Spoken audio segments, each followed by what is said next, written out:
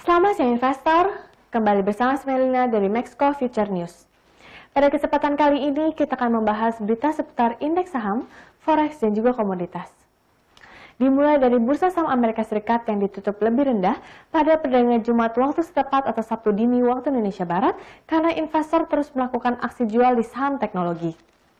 Kemudian investor juga terus mencermati pergerakan kasus infeksi COVID-19 yang terus melonjak di Amerika Serikat. Sabtu 5 September 2020, indeks Dow Jones Industrial Average turun 159,42 poin atau 0,56% menjadi 28.133,31 setelah diperdagangkan 600 poin lebih rendah di awal sesi.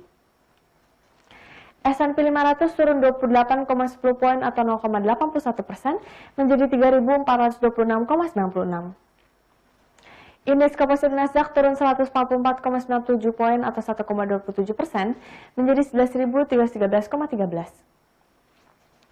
Saham teknologi utama melemah, saham Facebook, Amazon, dan Google parent Alphabet semuanya merugi lebih dari 2%. Netflix dan Microsoft masing-masing turun 1,8% dan 1,4%. Sektor teknologi S&P 500 merosot 1,34%, menyusul penurunan 5,83% di sesi sebelumnya. Dari sisi data ketenagakerjaan Amerika Serikat menunjukkan hasil yang lebih baik dari perkiraan.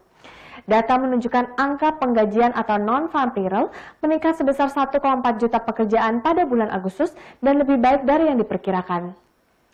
Sementara itu, tingkat pengangguran turun menjadi 8,4% dari yang sebelumnya 10,2% pada bulan Juli dan merupakan penurunan keempat berturut-turut. Dengan dirilisnya data Amerika Serikat yang lebih baik dari perkiraan, harga emas kembali turun untuk 3 hari berturut-turut pada akhir perdagangan Jumat. Kontrak emas paling aktif untuk pengiriman Desember di divisi COMEX New York Digital Exchange turun 3,5 US dollar atau 0,18%, ditutup di 1.934,30 US dollar per troy ounce. Korelasi emas dengan dolar telah meningkat, terutama selama beberapa minggu terakhir, dan emas batangan sedang terbebani oleh kenaikan dolar menyusul laporan yang kuat. Indeks dolar telah naik 0,5% dan menempatkan di posisi terbaik sejak awal bulan April dan membuat logam mahal bagi pemegang mata uang utama lainnya.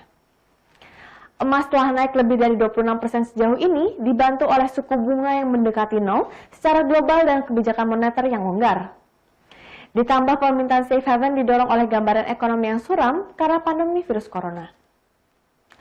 Kisaran 1.900 hingga 2.000 dolar yang bergolak ini harus diselesaikan pada akhirnya lebih tinggi, terutama dengan The Fed sekarang secara resmi meningkatkan lapangan kerja atas inflasi dalam jangka menengah.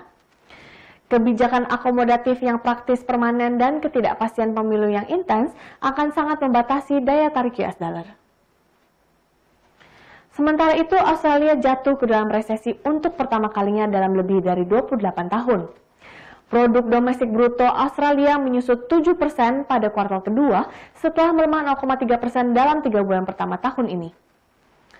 Merosotnya di kuartal kedua adalah yang terbesar sejak pencatatan dimulai pada tahun 1959 dan diperkirakan hanya dilampaui oleh kontraksi 9,5% pada tahun 1930 selama depresi besar. Bendahara Australia Josh Frydenberg menjelaskan bahwa rekor pertumbuhan ekonomi selama 28 tahun berturut-turut telah secara resmi berakhir. Beralih ke berita minyak, pada perdagangan pagi awal pekan ini, harga minyak mentah untuk kontrak yang aktif diperdagangkan turun lebih dari 1%. Pada pukul 9.20 waktu Indonesia Barat, harga minyak berjangka Brent turun ke 42,12 dolar per barrel dan ini merupakan level terendah sejak awal bulan Juli lalu. Sejak memasuki bulan September, harga kontrak Brent terus turun dari posisi tertingginya di kisaran 45 dolar per barrel. Di saat yang sama, harga minyak berjangka West Texas Intermediate atau yang juga dikenal sebagai dengan light sweet turun ke level 39,22 dolar per barrel. Harga minyak anjlok signifikan di awal pekan ini menyusul kabar Arab Saudi sebagai salah satu penghasil minyak global memutuskan untuk memangkas harga minyaknya. Reuters melaporkan Arab Saudi memangkas harga jual resmi untuk minyak jenis Arab Light-nya untuk bulan Oktober yang dijual ke pasar Asia. Perusahaan minyak milik Arab yaitu Saudi Aramco menurunkan harga minyak Arab Light-nya sebesar 1,4 dolar per barrel. Pemotongan harga ini sejalan dengan ekspektasi pasar yang juga melihat adanya penurunan harga patokan minyak di Timur Tengah jika mengacu pada survei Reuters. Dari sisi permintaan, konsumsi minyak dan bahan bakar masih tergolong lemah. Sementara itu dari sisi pasokan, Organisasi Negara Eksportir Minyak dan koleganya yang dikenal sebagai OPEC+ mulai menurunkan kuota pemangkasan minyak dari 9,7 juta barel per hari pada bulan Juli lalu menjadi 7,7 juta barel per hari mulai bulan Agustus hingga akhir tahun.